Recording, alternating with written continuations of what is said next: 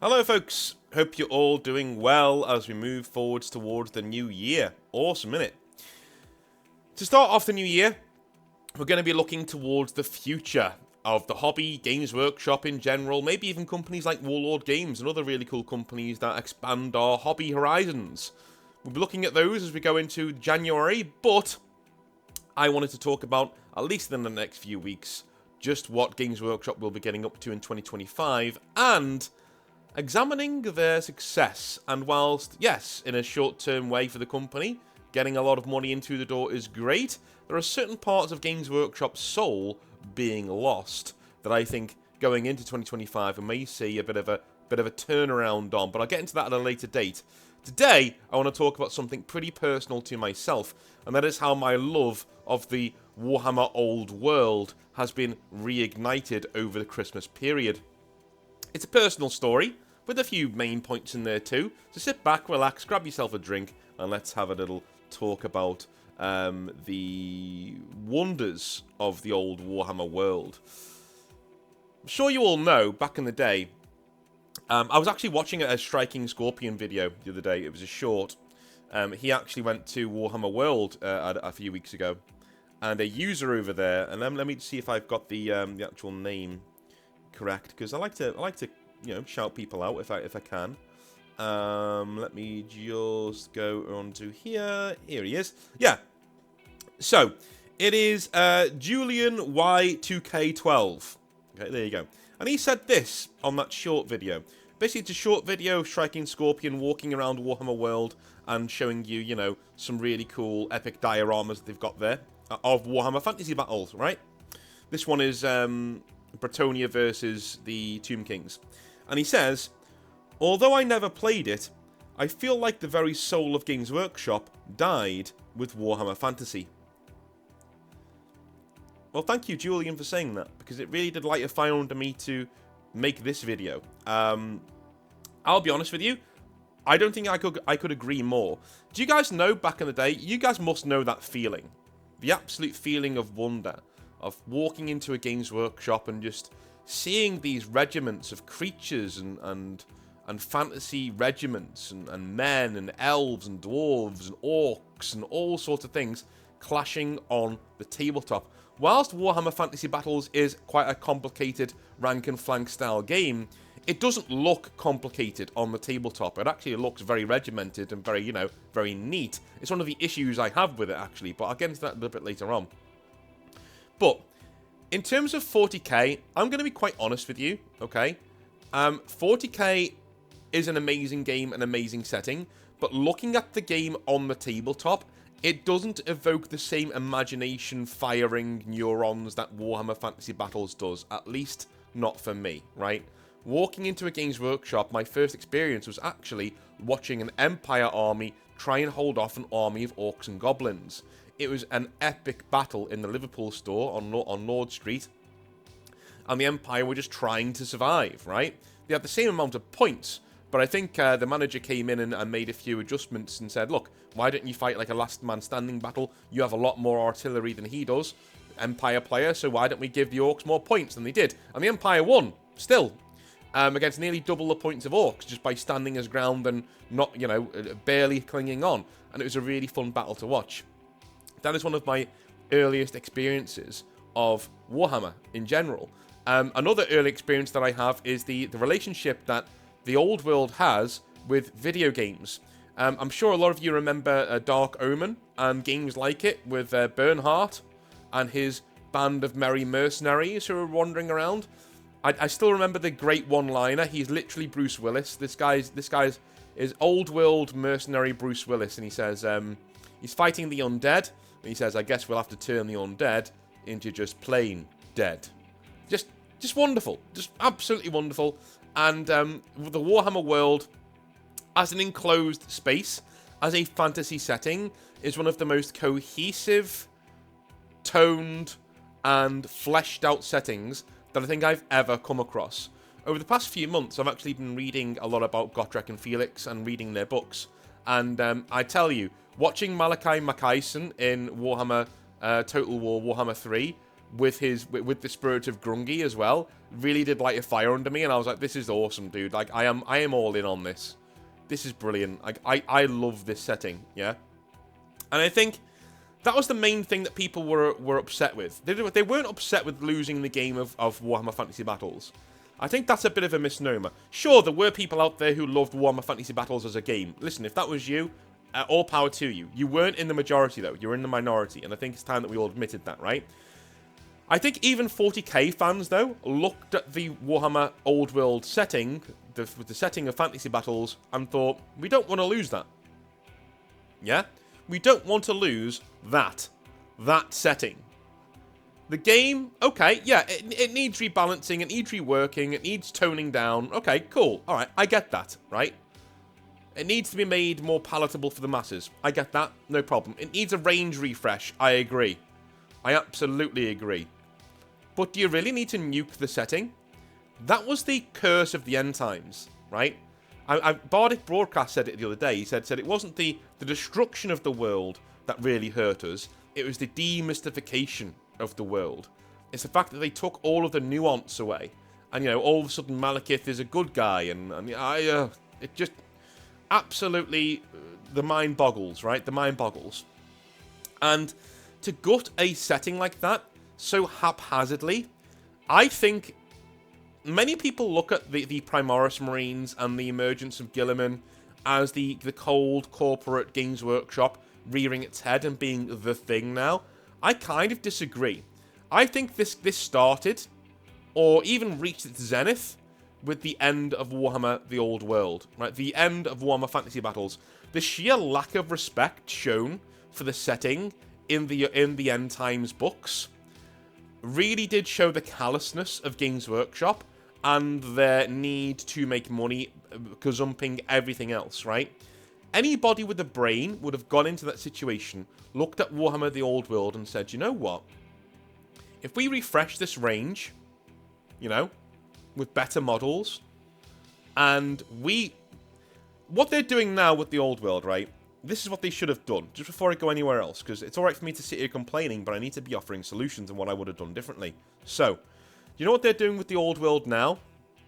That's what you do, right? If you want to refresh the range, refresh the game, you take it to a different timeline. Take it to the timeline of Magnus the Pious, right?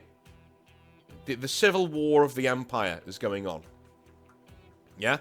You take it to that timeline. You infect the world with new heroes and new characters that are popping up all over the place.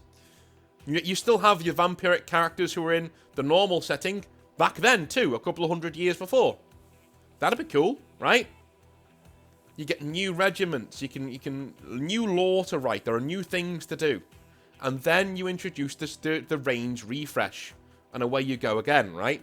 So essentially I would have combined the Old World re-release that we've seen with Age of Sigmar's model line. That's what I would have done, right? Like, there would have been no Age of Sigmar. Or even if there was, it would be the side game, right? Spearhead, like what they're doing now, right? I'd do something like that. Like, what if the Warhammer world was destroyed? You know, and they'll do it like that. But I would have the range refresh of Age of Sigmar combined with the re-release of Warhammer the Old World as a game, right? That's what I would have done. But why am I going back to Warhammer the Old World? Why am I going back? Well, over Christmas, I have the Steam sale has been on, and so I've been divulging myself in buying some lovely pieces of DLC for Warhammer Total War 3. I've always loved the Warhammer setting. I've never actually collected a full army of anything Warhammer related, right? I've got a small force of ogres that I've fought with in the past. Love my ogres, but I've not really done anything else. You know, I've always stayed apart from it. I've always been a 40k person, but I've decided in the new year I'm going to take the plunge. I'm going to take the plunge, and I'm going to start playing Warhammer Fantasy Battles. I'm not going to be playing the Old World. No. I'm actually going to be playing a mixture, right? So we have, of course, we have our wonderful sponsor on the channel in mini maker here, they have a full range of models to do with fantasy regiments of the 9th Age. So basically, these are Warhammer Fantasy Battles miniatures that you can purchase from them. Not official in any way, shape or form, but I'm currently painting up some of these. And I can tell you now that when they come out of the box, they look exactly like this. Look at the guy with his little music box. It's awesome. These look like knights to me, and Games Workshop have never gotten this right. Even with the new models, even with Age of Sigmar, they've never gotten knights on horseback correct.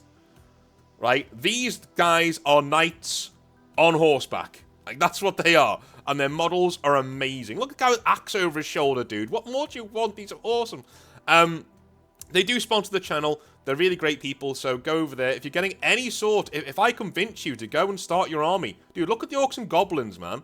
If I convince you to go and start your army... Dude, give these guys a look. Give these guys a look. Their models are amazing. And they come out of the box like this. I can attest to their quality personally.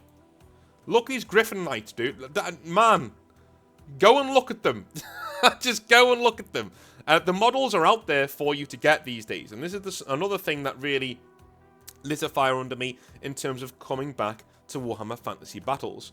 I might do it in 9th Age, right? And different games like that. But I wanted to give the official Games Workshop one a shot, because the more I read of the old editions of Warhammer Fantasy Battles, the more I like them. The more I actually really like the way that they're designed. The rank and file nature of them. The way that magic works, ward saves, things like that. All these things that are actually in Warhammer Total War are actually presented on the tabletop, and that is something I'm going to be getting into in the new year. But it's not really because of game mechanics. That's not really the reason why I'm getting back into the old world. By the way, if you do order anything on Minimaker, make sure that you use the promo code Northern Exile, because you get yourself 10% off your order at checkout. And there is free delivery over a certain amount, and they do deliver to anywhere in the world. So make sure you get on there and you give them some love from your old pal North, alright? By the way, look at this cannon. Do Games Workshop do better cannons than this? I don't think they do. I seriously don't think they do. But anyway, I'm not doing Empire, but I am doing a few nightly orders, but we'll get into that a little bit later on. So, it's not really game mechanics that is making me, shall we say, hot under the collar for Warhammer the Old World. I'm not really doing it for rank and file. I'm doing it for the world. Okay? I can't shake the feeling that I love this setting to death.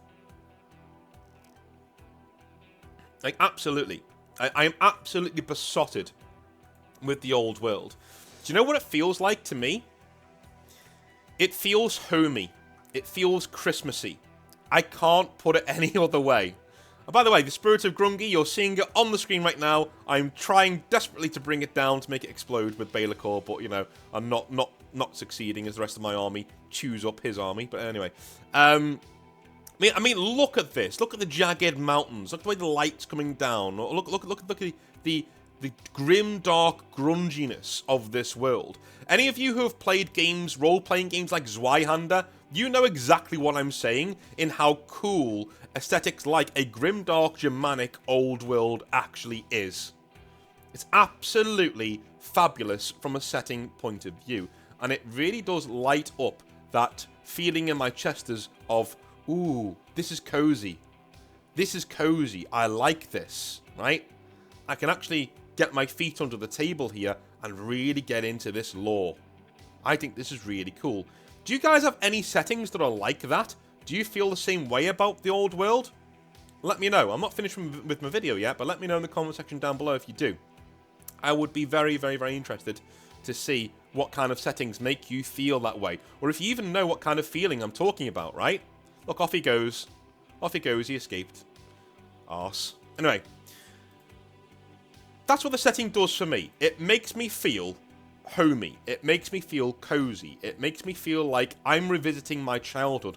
40k has kind of lost that.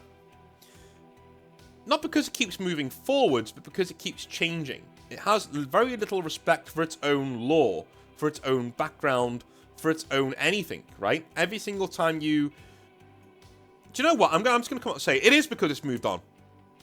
Okay? 40k has moved forwards, and for the longest time, people were begging for something like this to happen, and I always warned against it. I said, yeah, it would be pretty cool if they moved certain things forward, but you don't want to give Games Workshop the keys to that particular castle, because all they're going to do is make it corporate and change it to be more mainstream. And so you lose the hominess. You lose that cozy feel. Do you know what I mean? It's no longer your 40k anymore. It's Games Workshop's 40k. They've moved it forwards to be a sort of, you know, mill sim, tactical style of setting. You know, the Dawn of Fire novels. It's basically a Saturday morning cartoon right now, right? There's nothing really bad going on. There's war, sure, but it's not like... when you read certain parts of the Horus Heresy, it's horrific. War's hell, right? Even for Space Marines. Not in 40k, though. War's cool. Do you know what I mean? War's cool. I get it's presented as a cool thing that cool guys do. You know, and I just can't shake the feeling that the more hope and promise they inject into 40k, the more we lose what 40k is. I say this all the time. Grimdark, you need to be very, very disciplined when you write Grimdark. Grimdark needs light to cast shadow. This is why, again, I'm not a big fan of Trench Crusade, right? There's no hope. You need a certain amount of hope in a Grimdark setting for it to even cast its shadow, right? You need to know what you're fighting for. You need to know what you're struggling through the grim darkness to get towards, even if you never get there. That's why 40k was so cool, right? Because they're at the end of the 41st millennium and things are always going to shit. Right? But you may get to a better tomorrow if you fight hard enough. You may get there, dude. Right? It's grimdark, so you never get there. But the promise is always there. The hope is always there that what you're fighting for will survive. Moving forward past the 41st millennium, now we're starting to see the Emperor starting to return, the Primarch starting to return. Right? We're starting to see the entire setting morph and change to be far more hopeful than it used to be. It's sort of the inverse of Trench Crusade, right?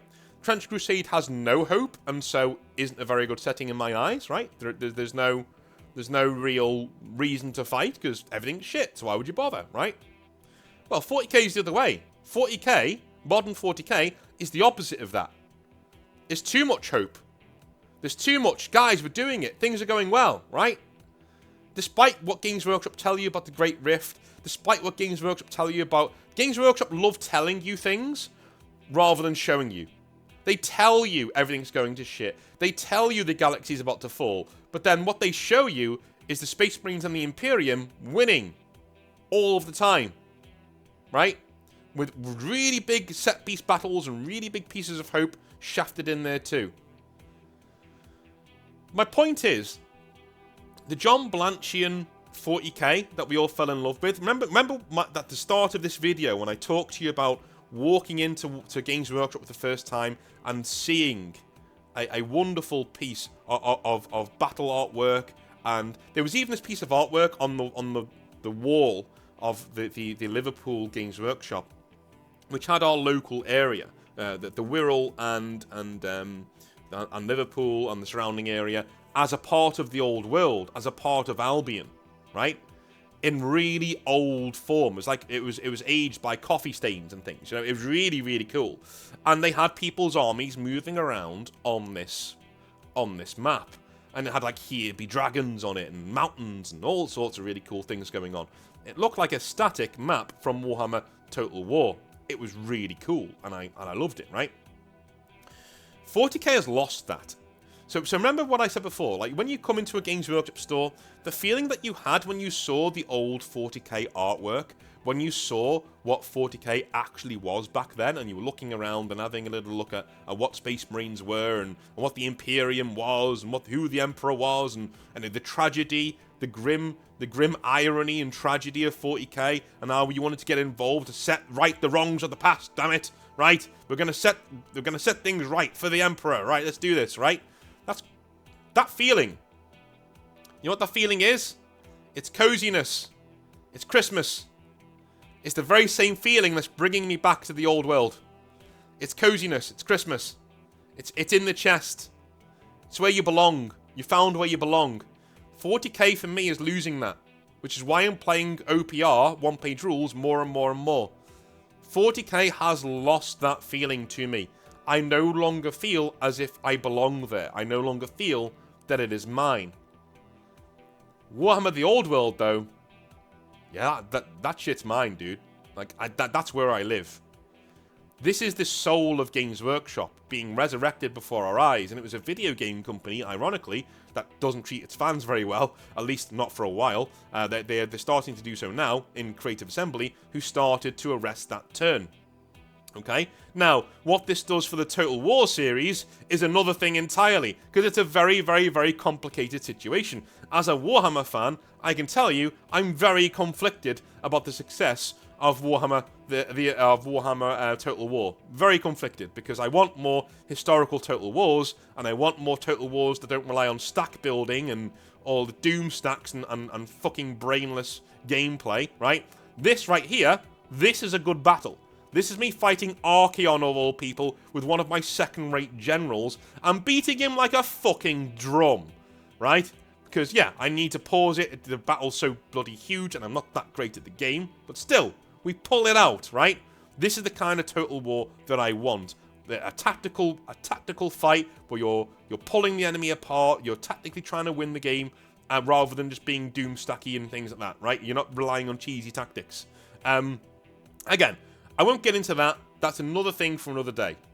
Another thing for another day with what's going on with Total War these days. But what I can say for the Old World, it's basically, shall we say, revived it, put it back in their consciousness, and made sure that Games Workshop can see there is money to be made here. The only thing I'm kind of worried about is that they're going to take... We have not seen much of the lore of the Old World yet, right? Because in typical Games Workshop fashion, they don't want to support this game.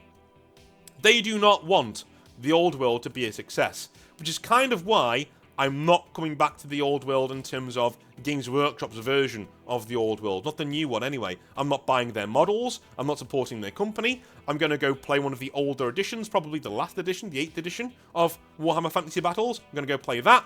Or I might play the OPR equivalent if I can't be bothered doing all of those rules on a Sunday afternoon.